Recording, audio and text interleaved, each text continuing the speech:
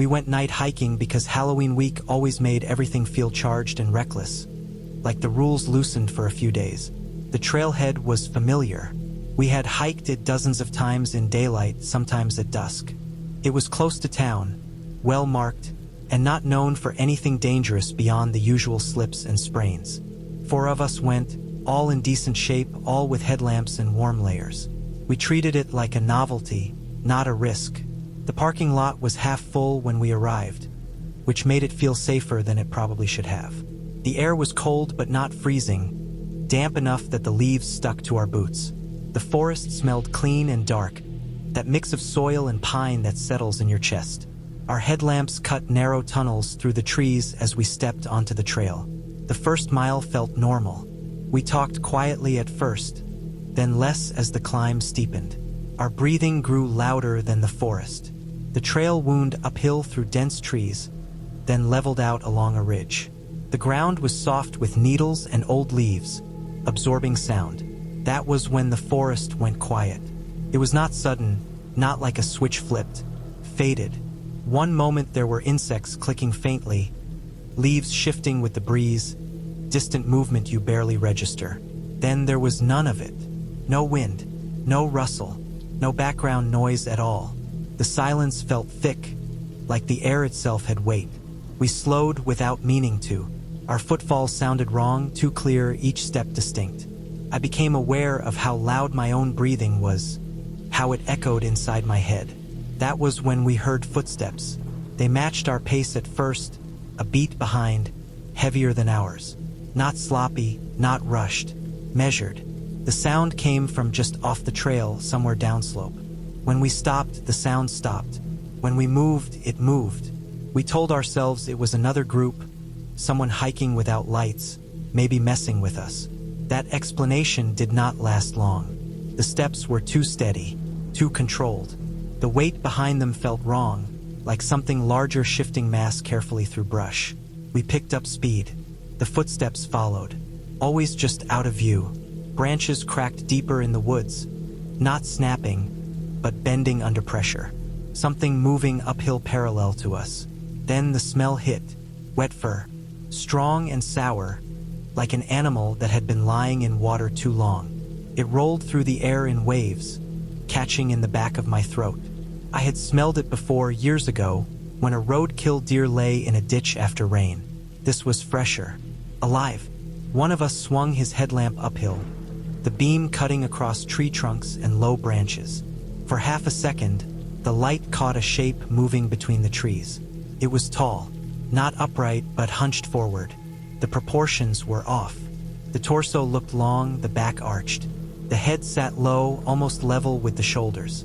The limbs moved in a way that did not match a human stride, but not fully like any animal I could name either. It was too big to be a deer, too narrow to be a bear standing fully upright. The fur looked dark and matted, clumped in places as if soaked and dried repeatedly. The light slid off it and hit nothing but trees again. No one said anything. We did not need to. Our breathing turned shallow and fast. We stayed close together, lights aimed outward now instead of at the ground. The trail felt longer than it ever had before. Every curve looked unfamiliar. The thing did not charge. It did not rush. It stayed with us, matching our movement with patience that felt deliberate. When we slowed, it slowed. When we quickened our pace, it adjusted. The sound of its steps never faded completely. I tried to place it in my head, to force it into a known shape. A bear made sense at first. Bears can stand. Bears smell. But bears do not move like that for that long without reacting. They do not stalk along a ridge in silence, keeping pace without closing distance. We reached the point where the trail dipped back down toward the parking lot. The slope steepened, loose gravel sliding under our boots. The smell grew stronger, closer. I could hear breathing now, not loud, but present. A low push of air through something large. The parking lot lights appeared through the trees like a promise. We did not slow. We broke into a run as soon as the ground leveled out, packs bouncing, lights shaking. The footsteps behind us grew louder, closer, branches snapping now under real force. We burst out of the tree line and sprinted across the lot. The car doors flew open. We piled in, hands shaking, fumbling with seatbelts. The engine roared to life. As we pulled forward, something hit the rear bumper hard enough to rock the car. The sound was solid and dull, metal flexing under weight. The car lurched, tires squealing as we sped onto the road. We did not stop until we reached town. The next morning, we went back in daylight. Not because we wanted to, but because we needed answers. The bumper had a clear dent, low and wide, paint scraped in a rough arc. We parked and walked the edge of the lot and the start of the trail. There were no tracks.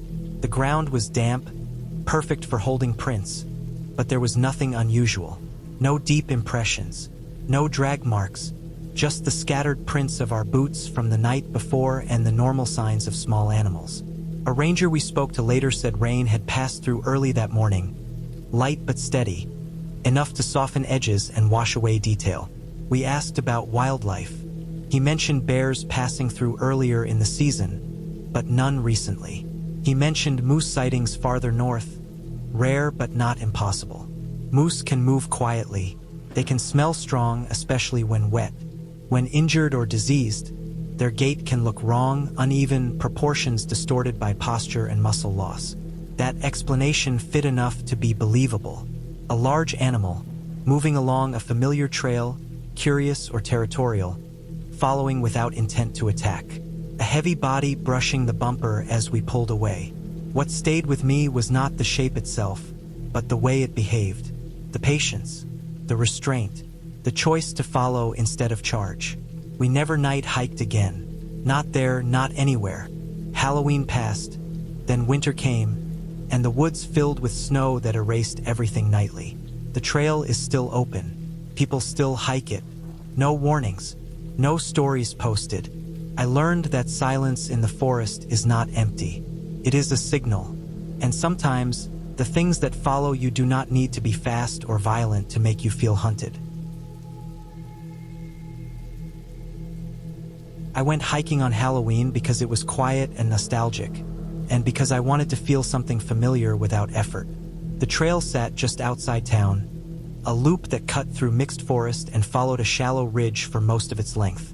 I had walked it as a kid with my father, then later with friends, then alone in my early 20s when I needed space. I knew the bends. I knew where the ground dipped and where the rocks broke through the soil.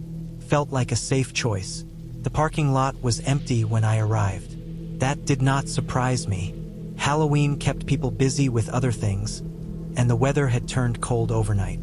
The sky was pale and flat, clouds stretched thin like fabric pulled too tight. Leaves covered the ground in thick layers, damp and dark from morning frost that had not yet burned off. I started walking just before noon. The air smelled clean, sharp with pine and wet earth. My breath showed faintly. I moved at an easy pace, hands in my pockets, listening to the familiar sounds of the woods. Birds moved overhead. A squirrel scrambled through leaves somewhere off the trail.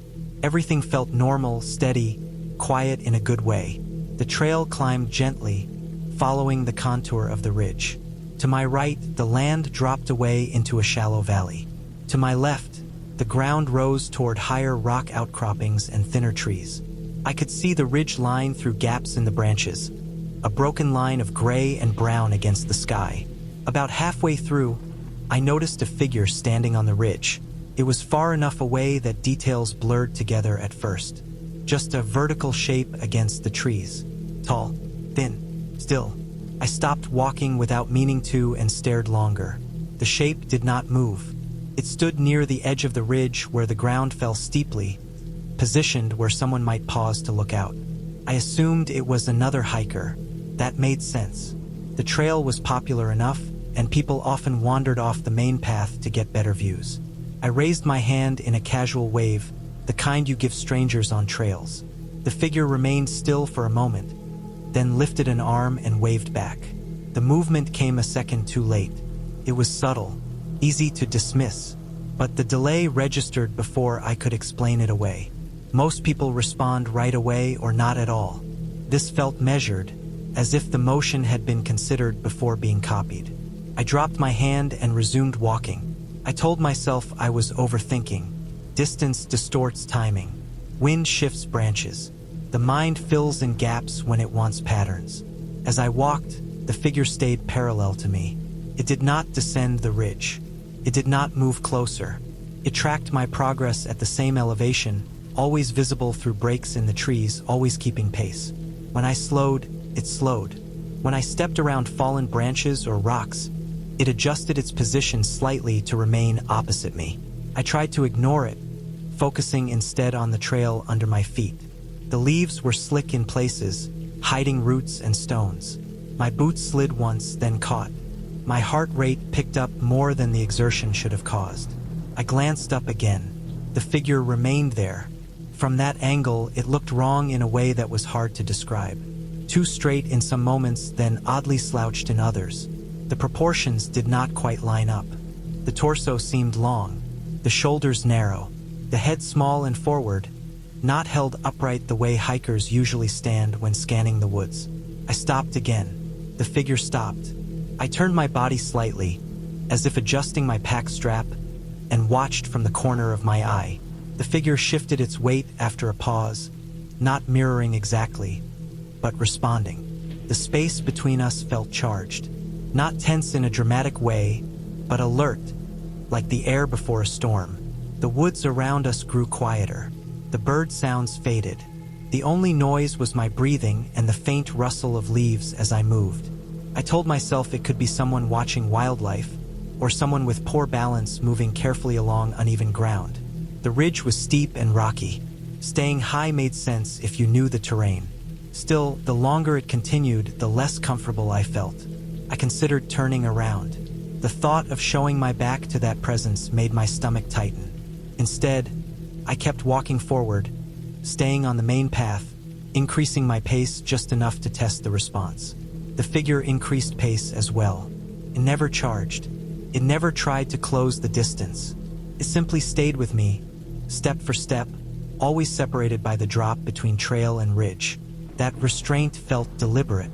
Predatory behavior crossed my mind, then I pushed it away. Humans stalk, but animals do too, especially curious ones assessing risk.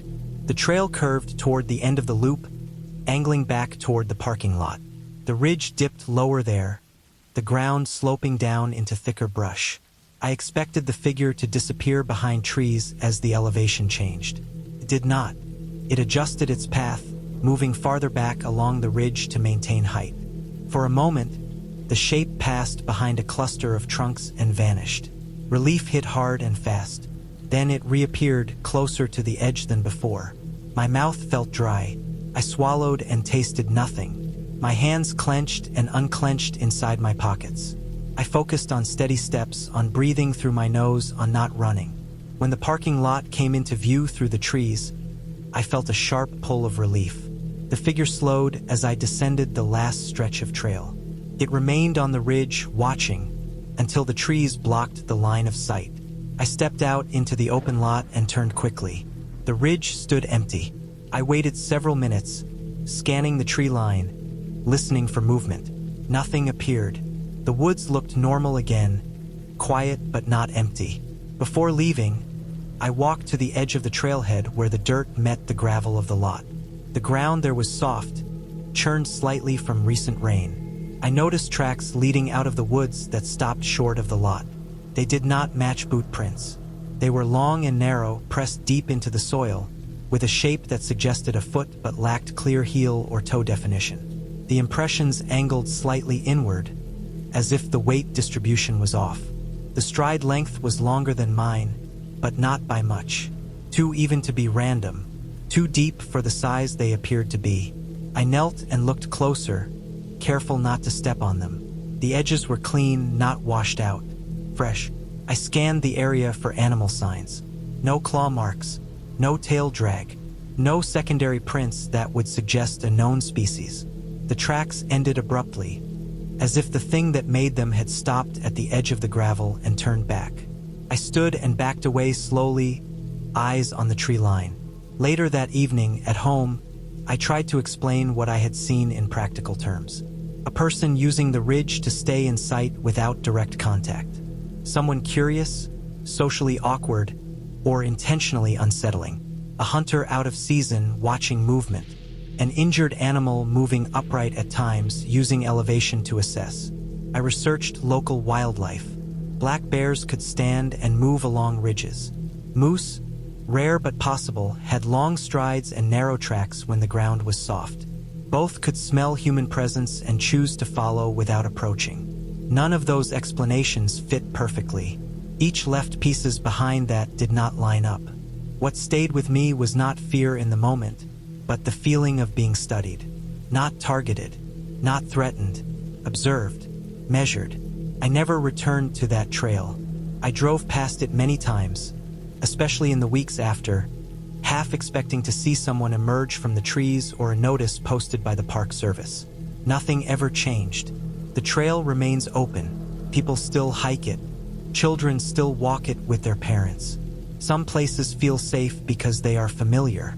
That does not mean they are empty. We went there for photos. It was late October, the week before Halloween, when the air stays damp all day and fog never fully burns off. The cemetery sat on a low hill outside town, surrounded by trees that had already dropped most of their leaves. From the road, it looked like a gray blur, stones half hidden by mist. It had the look people chase every fall. Old place, quiet, texture. We wanted the atmosphere more than anything else. The cemetery dated back to the 1700s. That much was marked on a rusted metal sign near the gate, the paint peeling and the letters soft at the edges. The iron gate stood open, hanging crooked on one hinge. Gravel crunched under our shoes as we walked in. The fog muted sound and flattened distance, making everything feel closer than it was. Most of the markers were old enough that the writing had worn away. Names reduced to shallow scratches. Dates blurred into stone. Some markers leaned at odd angles, half swallowed by the ground. Others were broken clean through, the top missing entirely. Moss covered many of them in thick green patches. Fallen leaves stuck to the damp surfaces and clung there. We moved slowly, spreading out without thinking about it. I walked ahead, camera in hand, drawn toward the back where the trees grew tighter and the stones were more uneven. The ground dipped there, forming shallow troughs filled with dark soil and wet leaves. My shoes sank slightly with each step. The fog thickened near the tree line. It curled around the trunks and hung low, making the stones appear and disappear as I moved. That was when I noticed a marker that did not fit. It stood upright and straight, close to the edge of the trees. The stone was lighter than the others, a clean gray without stains. No moss, no chips. The edges were sharp. It looked new enough to still smell like dust. That alone made me stop. I stepped closer, adjusting the camera out of habit, and then I saw the name. It was my full name. First, middle, last. Correct spelling. No missing letters. No extra marks. Beneath it was my birth year, carved clean and precise. The numbers matched exactly. The spacing was neat, deliberate. Below that was a blank space where a death year would normally be. For a second, my brain rejected what my eyes were showing me. I assumed coincidence. Common name. Someone else. That thought lasted only long enough for me to notice the middle name. My middle name is not common. It is an older family name passed down once, then dropped. Seeing it there tightened something in my chest. I laughed, more out of reflex than humor. The sound came out flat and wrong in the fog. I stepped back and looked around, expecting to see some obvious sign of a prank. There were no decorations, no props, no other new stones nearby. My girlfriend stayed several steps away. She stopped walking altogether and stood where the ground was firmer. Her body language shifted, shoulders tense, feet planted. She would not come closer. Her eyes stayed fixed on the base of the stone instead of the name. The ground around it was darker than the surrounding soil. The leaves there were disturbed, pushed aside rather than settled. The dirt looked loose, uneven, as if it had been turned recently and not yet packed down. It was subtle, but once noticed, it was hard to ignore. I bent slightly, not touching anything, just looking. There were no footprints that stood out, but the earth did not have the same compacted look as the rest of the cemetery. It felt wrong in a way that was hard to explain without sounding dramatic. I told myself it was a placeholder stone, or a mistake, or part of a restoration project. Cemeteries update markers sometimes. Families replace old stones. Names repeat. All of those explanations felt thin, but they were better than the alternative. I took a photo without stepping closer. The camera captured the name clearly. The fog blurred the edges of the frame. When I checked the image, the stone looked even cleaner than it did in person, almost too clean. We did not stay much longer after that. The mood had shifted. The fog felt heavier. The quiet felt pressed in. As we walked back toward the gate, I glanced over my shoulder once more. The stone was gone. The space where it stood was empty. No upright marker. No broken piece. Just disturbed soil and scattered leaves. The fog drifted through the gap between the trees as if nothing had ever been there. I stopped walking. My stomach dropped in a slow, heavy way. I scanned the area, stepping slightly off the path to get a better angle. There was no sign of the stone anywhere nearby. No drag marks. No fresh tracks leading away. We left without taking any more photos. The gravel sounded louder on the way out. The gate creaked faintly when we passed through. I did not look back again. For the next few days, I avoided thinking about it. I told myself stress made memory unreliable. I told myself fog and low light played tricks on perception. I did not delete the photo, but I did not open it either. 2 weeks later, curiosity got the better of me. I searched for information about the cemetery online, starting with basic history. I found an old burial registry that had been scanned and uploaded by a local historical group. The pages were yellowed, handwriting faded but legible. I scrolled through the alphabetical listings without expecting to find anything. When I reached my last name, I paused. My name was there. It matched exactly. Full name, birth year listed. Under the column where death dates usually appeared, there was a single word written in smaller script. Reserved. There was no date next to it. No explanation. No note about family plots. Just that word. I dug deeper. I learned that older cemeteries sometimes allowed plot reservations far in advance, especially when land was limited. Families could reserve space for future generations. Names were entered early to secure location. Stones were sometimes placed temporarily to mark intended plots during planning or maintenance. That explanation made sense on paper. What did not make sense was that no one in my family had ties to that cemetery. No relatives buried there. No records linking my name to the area going back generations. I called the local historical group and asked about the registry in a general way, without mentioning my name. They confirmed the practice but could not explain individual entries without formal requests. I never filed one. The photo I took still exists. The timestamp matches the day we went. The location data points to the cemetery. The stone looks real, solid, new. I went back once during the day, alone. The fog was gone. Sunlight cut through the trees. I walked the same paths, counted the same turns.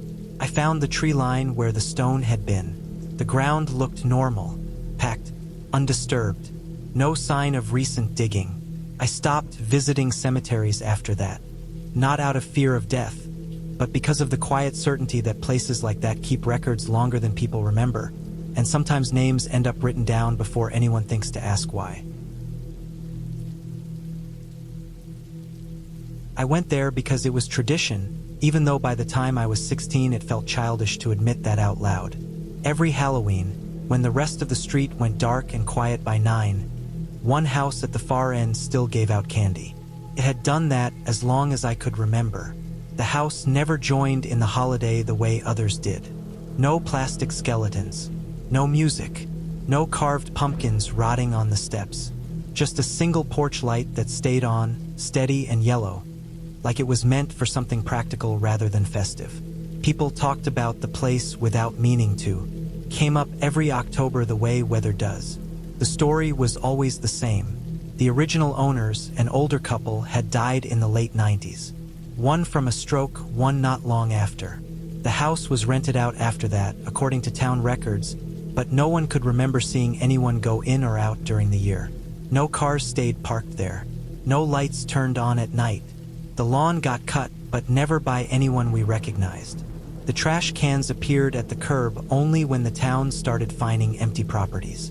The only time anyone saw signs of life was Halloween night, when the porch light came on and candy appeared. That year, I went alone. My friends had stopped trick-or-treating. Some had jobs. Some had parties to go to. I didn't want to sit at home pretending I didn't care, so I put on an old jacket over a costume I barely tried with and walked the street by myself. The night was cold but not sharp, the kind of cold that settles into your hands and nose without biting. The air smelled like wet leaves pressed into the pavement and chimney smoke drifting low. Somewhere far off, fireworks popped, muffled by distance and fog. By the time I reached the end of the street, most porch lights were off. A few jack-o'-lanterns sagged in the dark. The house waited at the corner like it always did, paint peeling in long strips, windows dark. The porch light was on. The glow didn't spread far. It just lit the steps and the door, leaving everything else in shadow. As I stepped onto the porch, the wood creaked under my shoes. I noticed right away that the door was not fully closed. It sat open a few inches, enough to show a thin slice of darkness inside. That stopped me. Every other year, the door had been closed. Candy had been left outside, usually on a small table or on the steps. This time, the porch was empty. I stood there longer than I meant to, listening. I heard the faint rustle of leaves along the curb and the distant sound of laughter somewhere down the block. Nothing came from inside the house. No movement.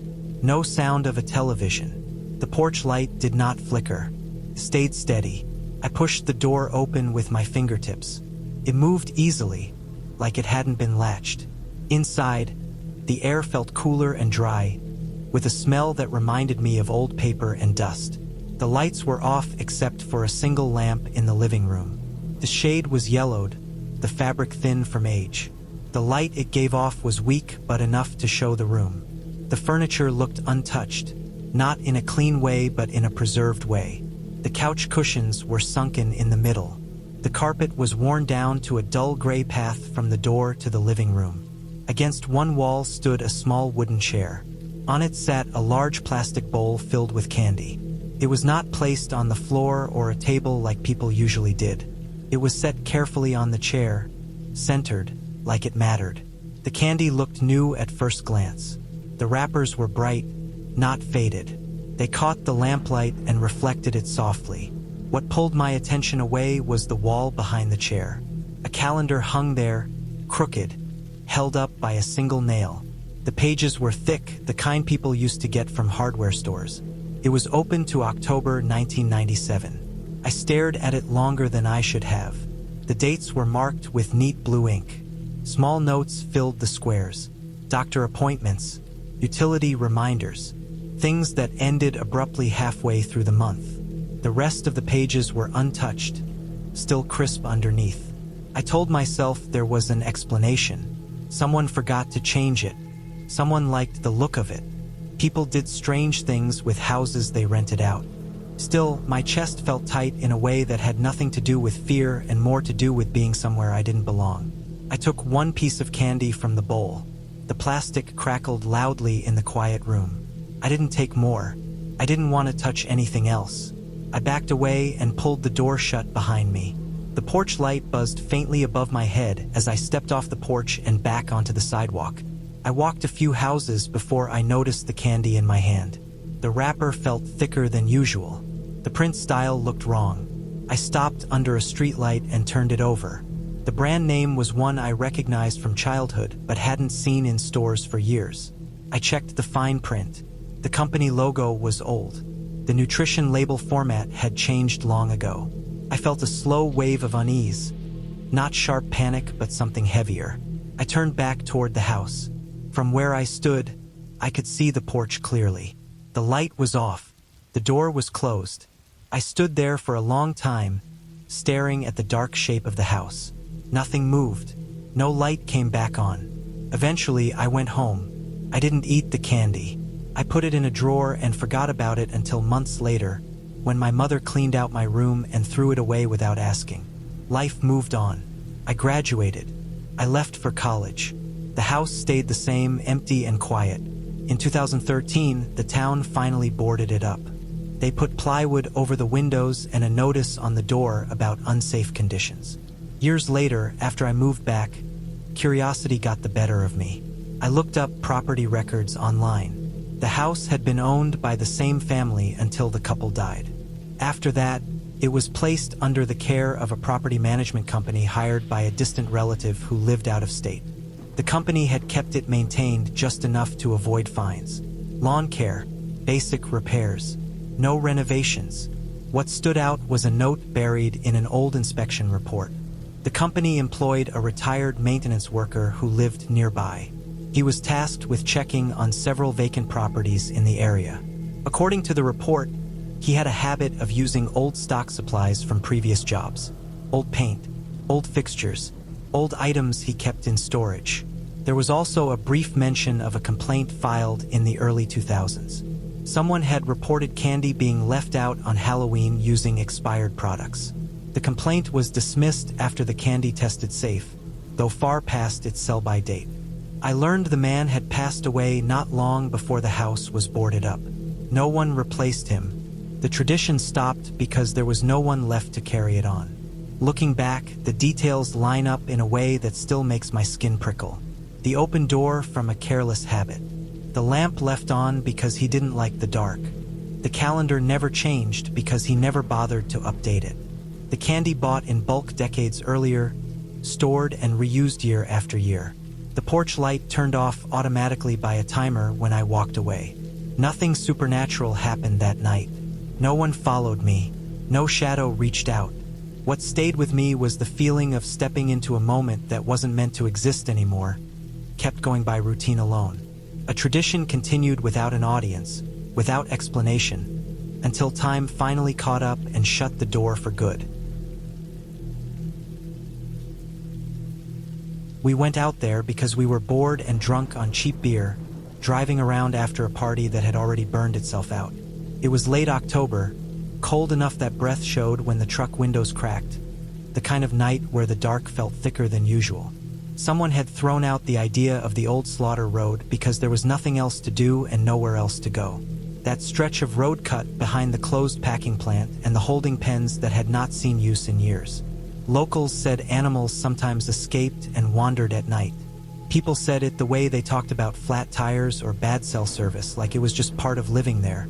There were 4 of us in the truck, packed shoulder to shoulder, the cab smelling like beer, sweat, and damp hoodies. I was riding in the passenger seat, half paying attention to the road, half watching the trees slide past in the dark. The road narrowed after the last house. The pavement cracked and patched, the yellow line broken into long gaps. Old streetlights leaned toward the ditch, some dead, some flickering like they were tired of staying on. The slaughter road earned its name back when trucks lined up here every morning, hauling cattle from the pens to the plant. Even after the plant shut down, the road kept its reputation. Mud stains stayed on the asphalt. Rusted hooks still hung inside the empty loading shed. The smell never fully left, especially when the air got damp. That night, the smell seemed stronger, like wet metal. About 10 minutes in, just past the last working streetlight before the road dipped into a long curve, we saw something standing under a flickering lamp ahead. It was centered in the lane, not off to the side like a deer, not moving like someone stepping out to scare drivers. Tall, too tall. The first thought that crossed my mind was a person on stilts or some drunk from another party pulling a Halloween prank. That thought did not last long. As we rolled closer, the shape stayed still. No sway, no flinch from the engine noise. It did not turn its head toward us the way people do when headlights approach. The light above it flashed, bright then dim, and every time it brightened, the outline sharpened. Long body, thick torso, narrower at the top than the bottom. No costume seams, no shine of fabric, no sound at all. First, the mood in the truck was loose. We had been laughing seconds earlier, hands slapping the dash, music low and uneven. That laughter faded without anyone saying anything. The driver eased off the gas. The headlights washed over the thing fully, and the details landed all at once. The skin did not reflect light the way it should. It looked wrong, patchy, and uneven, stretched in some places and sagging in others. Large areas were bare, dark and wet, as if hair had been torn away. Other patches were matted and clumped, catching the light in dull clots. The surface looked painful, raw in a way that made my stomach tighten. It was not smooth or masked. It was flesh. The legs were thick and planted wide, joints bent at angles that did not match a human stance. The body leaned slightly forward, weight balanced heavy and solid. The head sat low on a thick neck, not upright like a person's. Eyes reflected faintly, not bright like an animal caught in the woods, but enough to show awareness. It was alive. There was no question about that. I stepped toward the truck. Not fast, not slow. One deliberate movement, weight shifting, hoof scraping faintly on asphalt. That sound cut through the engine noise and the music like a blade. The smell hit right after, pouring through the vents and cracked windows. Rotten iron. The scent of old blood mixed with decay, sharp and heavy, the kind that sticks to the back of your throat. Every part of my body reacted before thought caught up. My hands curled tight against my knees. My chest felt hollow. The driver slammed the gas, the truck jerking forward as tires squealed against the cracked pavement.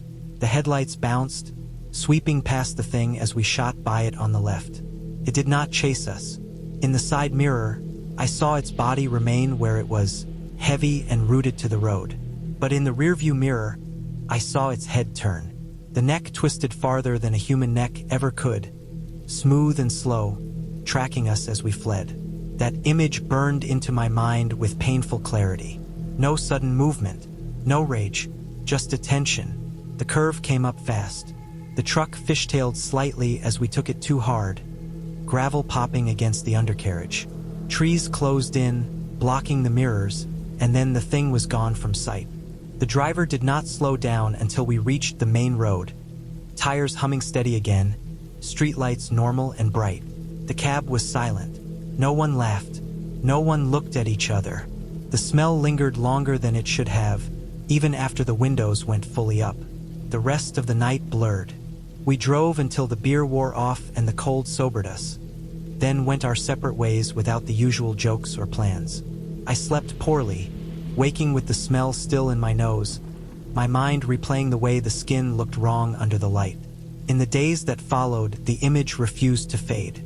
I went back over what I had seen, trying to force it into something that made sense. Person was impossible.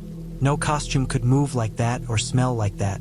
No prank would involve standing alone on that road in that condition. An animal made more sense, but not in the way I first imagined. Deer did not stand that tall. Horses did not have skin like that. Then I thought about the plant, the pens, the trucks that still sometimes pass through hauling livestock to other facilities. A week later, news trickled through town without headlines. A farmer lost a bull during transport when a trailer latch failed near the old plant. The animal had been injured badly, dragged along metal before breaking free. It ran. People saw it near the pens, then near the road. Officials tracked it for days, concerned about infection. The injuries worsened.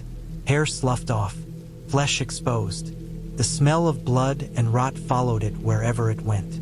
It was eventually put down far from town, out in a field behind a tree line. The details lined up too cleanly to ignore. Bulls are massive, taller than people at the shoulder, heavier than trucks look like they should handle. When one rears or shifts weight, it can look impossibly tall. Their necks are built to twist and strain. Injured animals move with a deliberation that looks almost human in its intent. Under a failing streetlight, with alcohol dulling judgment and fear sharpening every edge, the mind fills gaps fast. A month after Halloween, orange fencing went up along the slaughter road. Official notices cited erosion and unstable ground near the ditch. County trucks dumped gravel and blocked the entrance. The streetlights were removed entirely. No one complained. No one pushed for access. The road faded back into the trees. None of us ever joked about Halloween anymore. The party nights stopped early. Driving back roads lost its appeal. Every October since, when the air turns cold and damp and the smell of metal creeps back into memory, I see that shape under the flickering light. Not a monster, not a ghost, just a living thing, broken and suffering, standing in the road because it had nowhere else to go. That knowledge does not make it easier to live with. It makes it harder because it is real and it happened and it could happen again. I stopped because the sign looked handmade.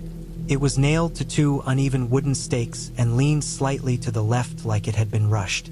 Haunted Maze, $5. The letters were painted in thick black strokes that bled into the wood grain. No website, no phone number, no logo, just an arrow pointing toward a gap in the cornfield a few yards off the road. I was driving home from college and had time to kill. Midterms were over.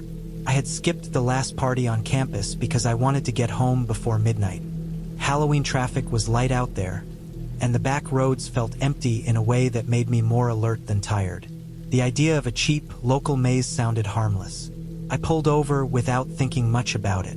There was no parking lot, just flattened grass along the shoulder. No other cars. I shut off the engine and listened for a moment.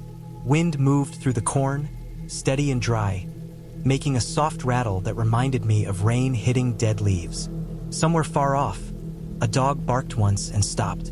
I followed the arrow. A narrow opening had been cut into the field. Stalks snapped and pushed aside. The dirt path was packed down, darker than the soil beyond it. I expected someone to take my money or at least acknowledge I was there. No one did. I told myself it was a trust setup like roadside produce stands. I stepped inside. The temperature dropped as soon as the corn closed behind me. The stalks stood well above my head, blocking out most of the light. The path was just wide enough for one person. Dry leaves brushed my arms and legs with every step. There were no decorations beyond the occasional broken plastic pumpkin tied to a stalk with twine. No speakers, no fake screams, just wind and the sound of my own movement. At first, it felt calm. Too calm for something labeled haunted. I walked at an easy pace, hands in my pockets, boots crunching softly in the dirt. I counted turns without meaning to, left then right then left again. The maze felt longer than it should have, stretching deeper than the field looked from the road. After about 10 minutes, I realized something was off. I came around a bend and saw a scarecrow leaning against a post. Its burlap head was split along one seam, straw spilling out. One arm hung lower than the other, sleeve torn. I remembered it because it looked like it had been dragged. I turned again and walked for another minute, then came to the same scarecrow from the opposite side. I stopped and stared at it longer this time. The dirt at its base was disturbed, scuffed with overlapping marks. I looked back down the path I had come from. It did not line up with where I expected it to. I kept going, telling myself mazes were designed to confuse. A few minutes later, I passed the scarecrow again, this time from behind. That was when the unease settled in fully. The field was not that big. I should not have looped that way unless the paths were tighter than they felt. I slowed down and started paying attention to the ground. That was when I noticed the footprints. They were pressed deep into the dirt, heel to toe, larger than mine. Barefoot. The edges were soft, not dried or crumbling, like they were fresh. They overlapped each other in places, circling, stopping, turning back. They were not following me. They were already there. My breathing changed without me meaning to.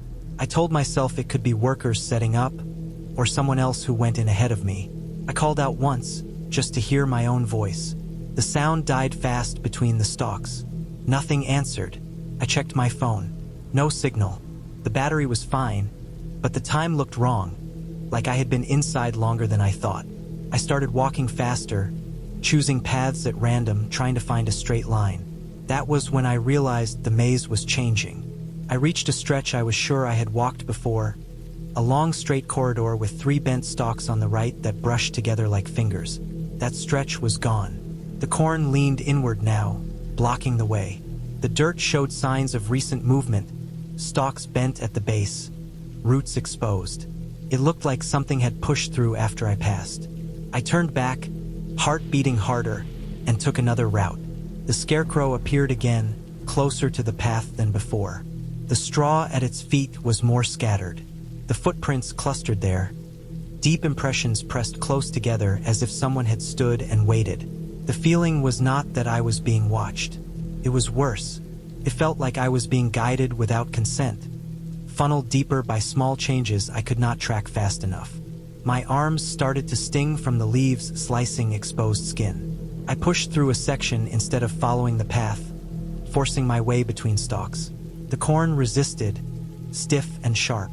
My jacket snagged and tore. I broke free into another corridor that did not look finished, narrower and uneven. The light shifted while I walked. The sky above the corn darkened toward dusk. Panic crept in, cold and steady.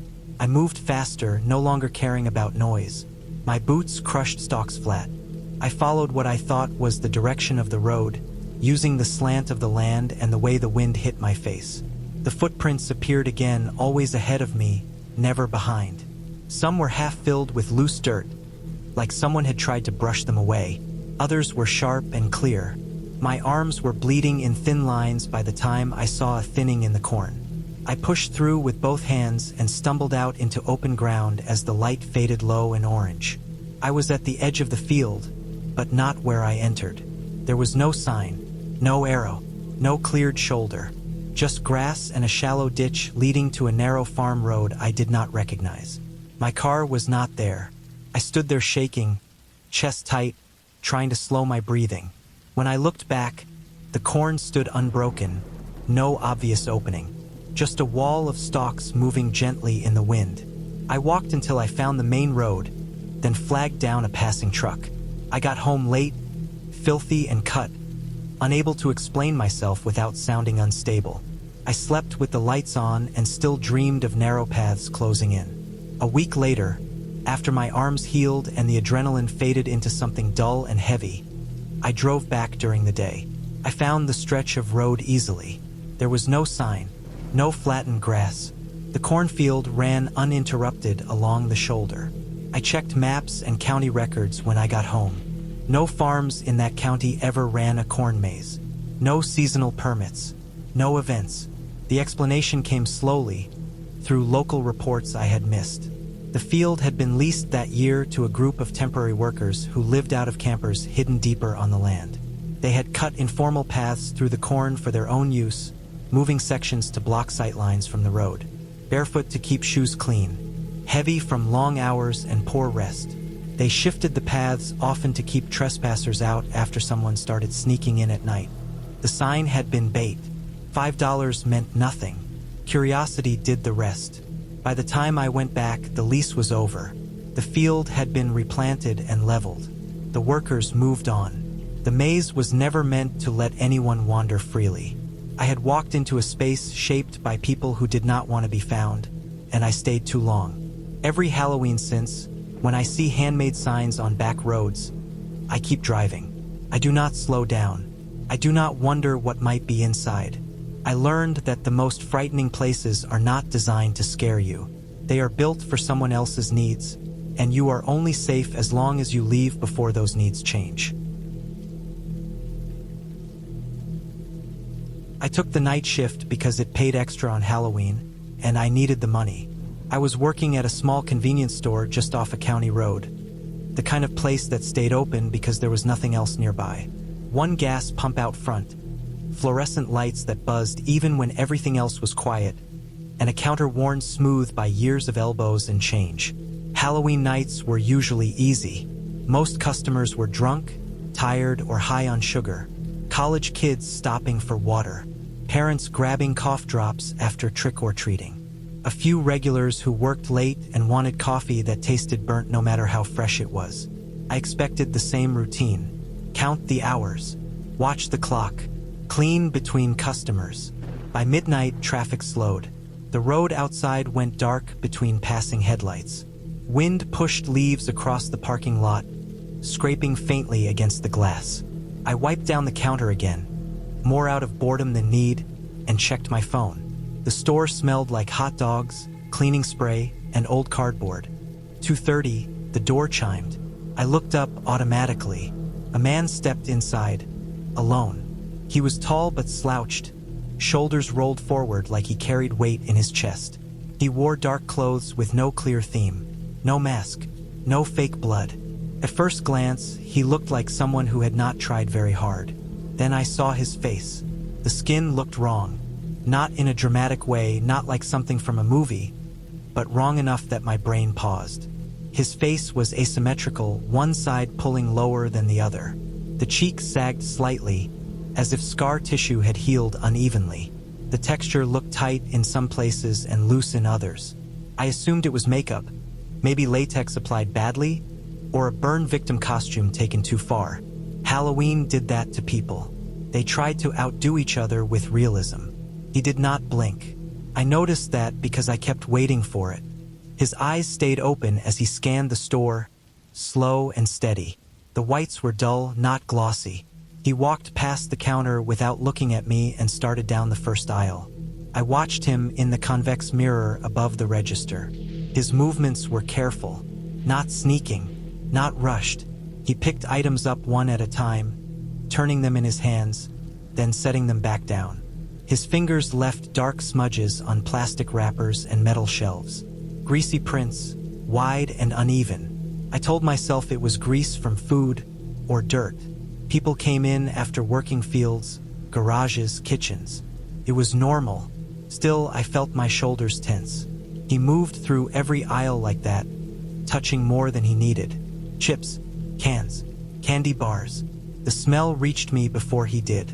Soil, damp and heavy, mixed with something sweet and rotten. Decay was the closest word for it, like leaves breaking down in a ditch after rain. When he reached the counter, he stood too close. The light above us cast sharp shadows across his face, making the uneven skin more obvious. I could see fine cracks near his mouth, like dried clay. His eyes stayed open, unblinking, fixed somewhere just below my face. He reached into his pocket and pulled out coins. They were old. Not in the way people say coins are old, but worn smooth to the point where the markings were barely there. Different sizes, different colors, some darker than others, edges soft. He laid them out slowly, one by one, until the amount matched what he owed. I did not question it. The register accepted the total. Money was money. My hands shook slightly as I swept the coins into the drawer. When my fingers brushed one, it felt cold, colder than the room, like it had been underground. He turned and walked out. The door chimed again, then silence. I waited until the glass reflected only the parking lot before I moved. My chest felt tight, breath shallow. I leaned over the counter and watched the road until his shape disappeared into the dark. I locked the door for a moment, even though policy said not to. I needed a second. Then I unlocked it and went back to work, wiping the counter harder than before. The smell lingered. Around 3 o'clock, when the adrenaline faded, doubt crept in. I told myself I had overreacted. It was Halloween. People did weird things. Someone committed to a costume. Someone homeless passing through. Someone with scars and poor hygiene. None of that was impossible. I checked the cameras. I wanted to see him again, from a distance, to prove to myself he was real. I rewound to the moment the door chimed and watched the screen. The door opened. The store appeared empty. No man entered. No shadow crossed the floor. The aisles stayed still. The timestamp rolled forward. At 2:30, the register showed a sale. At 2:31, nothing moved on screen. I rewound again. Same result. The camera angles covered the door, the aisles, the counter. There were blind spots, but not like that. Not total absence. I checked outside footage. The parking lot camera showed no one walking up, no one leaving. I felt cold then, deep in my stomach. I went back to the aisles and looked at the shelves. The fingerprints were still there. Wide, greasy marks smeared across plastic and metal. I wiped one with a rag. It smeared but did not lift fully. I sprayed cleaner and scrubbed until my arm ached. The mark faded slightly but stayed visible, like oil soaked into porous material. I finished the shift on edge, jumping at every sound. Morning came slow. When my replacement arrived, I told myself not to say anything. I sounded tired even in my own head. Over the next few days, the fingerprints became a problem. They showed up under certain light, dull patches against shine. Customers complained about dirty shelves. I cleaned constantly. Stronger chemicals, hot water, degreasers meant for engines. Nothing worked. The store manager noticed. He assumed neglect. I did not argue. I scrubbed until my hands cracked. Curiosity pushed me to research the coins. During a slow afternoon, I checked the drawer and found one I had not exchanged yet. It was almost smooth, the image worn away by time and friction. I took it to a local antique shop on my break. The owner told me it was likely a copper coin from the late 1800s, common once, now rare in circulation. He asked where I got it. I said it was change. He raised an eyebrow but said nothing else. That sent me down another path. I searched public records and local news. Years back, there had been a man who lived near the woods behind the store. He had been a metal detector hobbyist, known for digging old fields and burial edges, pulling coins and scraps from the soil. He died quietly, no family. The land was reclaimed. Soil can stain skin. Long exposure can leave residue that sinks deep, mixes with natural oils. Decay clings to people who live close to it, who dig and handle old things daily. Cameras miss details when lighting is bad or motion is slow enough to blend into compression.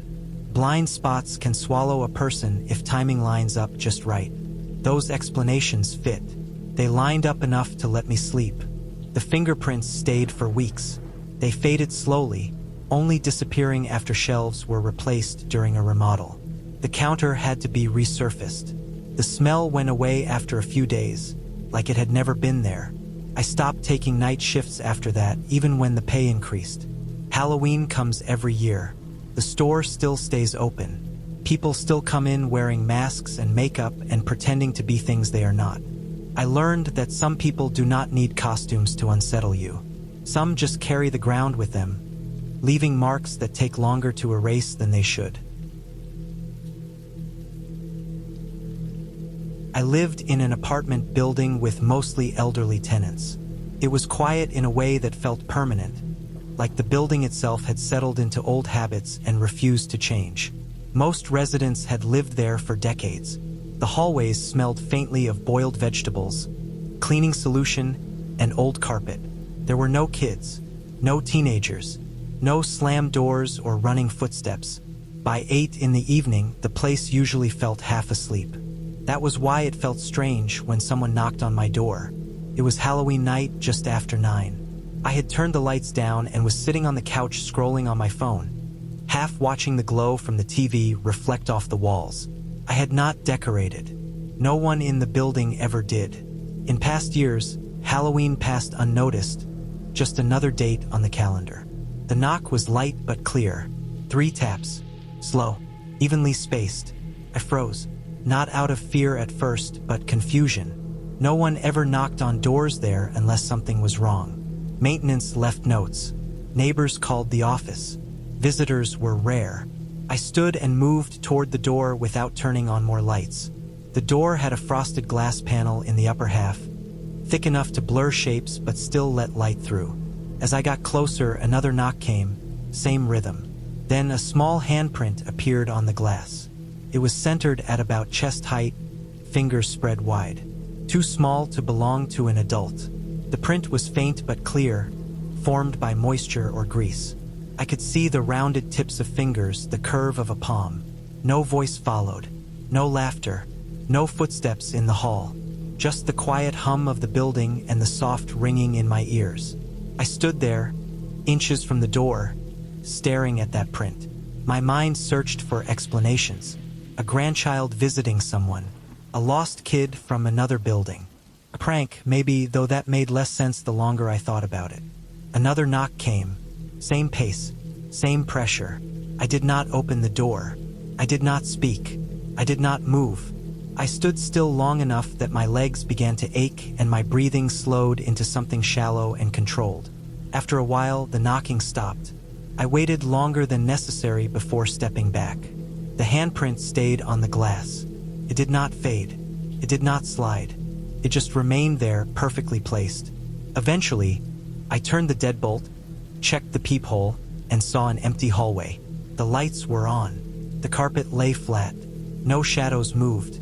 No doors were open nearby. I cleaned the outside of the glass with a cloth and spray. The print came off easily, smearing at first, then disappearing completely. I told myself it was condensation mixed with skin oil. That part made sense. I slept poorly that night. Every sound in the hallway pulled me awake. The building creaked as it always did, pipes shifting, heat cycling. Nothing unusual happened after that. The next morning, I felt embarrassed by how unsettled I still was. In daylight, the event felt smaller. I decided to check the hallway camera footage through the building's shared system. Tenants could request access for specific time windows through an online portal. I logged in and pulled up the feed from the camera mounted above my door. The footage showed the hallway clearly. At 9:14 p.m., my door light flicked on slightly, triggered by motion. The audio waveform spiked faintly, registering the knock. No one stood in front of the door. The hallway was empty the entire time. No approaching footsteps. No shape entering frame. The knock appeared as a sound event without a source. The camera showed nothing but still air and patterned carpet. I replayed it several times, slowed it down, zoomed in. The timestamp advanced normally. Nothing appeared. That unsettled me more than the knock itself. I told myself cameras glitch, audio sensors misfire, compression drops frames. Technology fails quietly all the time. I closed the footage and went to work. That evening, when I got home, I noticed something immediately. The inside of my door, on the frosted glass, held a faint handprint. It matched the size and position of the one from the night before, but it was on the interior side. The edges were softer, like it had been pressed lightly, not smeared. I touched it with my finger. The surface felt dry. I stood there longer than I should have, examining it from different angles. The print caught the light differently depending on how I moved. It had definition in places, almost like pressure had changed the texture of the glass, not just left residue. Cleaned it. Took more effort than expected. I had to scrub hard enough that my arm tired. When it finally faded, it left behind a dull patch where the glass no longer looked uniform. That night, I locked the bedroom door as well as the front door. I slept with the hallway light on. Over the next few days, small things added weight to my unease. The door sensor registered movement at odd hours when no one passed. The hallway light outside my unit stayed on longer than usual, as if it sensed presence that was not there. Once, I found the door chain slightly twisted, though I was certain I had not used it. I started paying attention to the building more closely. I noticed how many residents had home health aides, how often doors were left unlocked, how quiet the halls were during the day when aides came and went. I finally spoke to the building manager carefully without describing everything. I asked if any families with children had visited recently. He said no new tenants, no reported guests with kids. He mentioned that one resident down the hall had a granddaughter who visited sometimes but had not been there that week. That answer sat poorly with me. I requested maintenance to inspect my door. They found nothing wrong. No gaps, no faulty seals. The frosted glass was intact, mounted securely. A week later, while taking out trash, I noticed faint marks on the hallway wall near my door. Smudges at about the same height as the handprint. Not obvious, easy to miss. They looked like skin oil transferred to paint. That was when the explanation came together, slow and uncomfortable. The resident in the apartment next to mine had passed away earlier that year. Quietly, natural causes. Before that, she had required daily care. Her aide often brought a toddler with her during early visits when childcare fell through. Management allowed it. The child spent time in the hallway, touching walls, doors, glass, while the aide worked inside. After the resident died, the apartment stayed empty for months. During renovations, workers had moved large equipment through the hall, disturbing layers of old residue that had built up over time. Oils, moisture, cleaning chemicals, fingerprints pressed into porous surfaces. Temperature changes caused condensation on the glass at night. Pressure differences between hall and unit pulled air through microscopic gaps. Sound traveled through the door frame, The knock could have been vibration from another unit, amplified by the hollow core of the door. The camera audio picked up the vibration. The video saw nothing because nothing stood there. The interior handprint formed when condensation reacted with residue transferred during cleaning. Oils reappeared where the surface texture had been altered by repeated contact long ago. All of it made sense once I allowed myself to see the building as an old system full of traces, not a sealed box. That explanation should have calmed me. It did not. What stayed with me was the timing, the placement, the way the print appeared exactly where a small hand would reach, centered, deliberate. The way it happened on Halloween night, when routines broke just enough for old patterns to surface again. I moved out before November. I did not wait for my lease to end. I packed quickly and left without ceremony. The building stayed behind, unchanged, holding its quiet and its marks. I learned that not every unsettling thing needs intent behind it. Sometimes places remember how they were used, and when conditions line up, those memories surface in ways that feel personal, even when they are not.